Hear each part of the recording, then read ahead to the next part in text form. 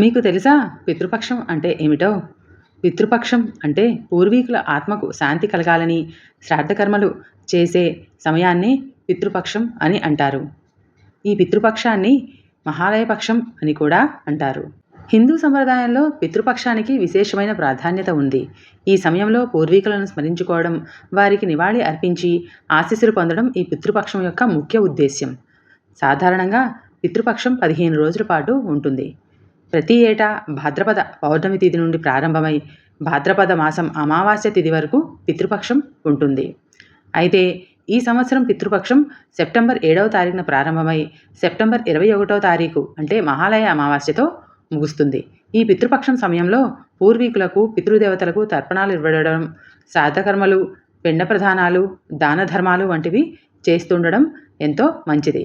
అయితే చాలామంది పితృపక్షంలో మహాలయ అమావాస్య రోజున పెద్దలకు తర్పణం వదిలి సాంబ్రాణి వేసి నివాళులు అర్పిస్తూ ఉంటారు.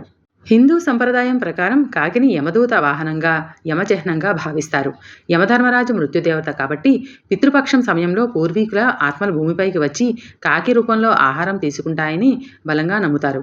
కాకి ఆహారం తింటే పూర్వీకులు సంతృప్తి పడతారని, అలాగే వారి ఆత్మలు శాంతిస్తాయని కూడా విశ్వసిస్తారు. మరికొన్ని నమ్మకాల ప్రకారం కాకిని పూర్వీకుల దూతగా కూడా పరిగణిస్తారు.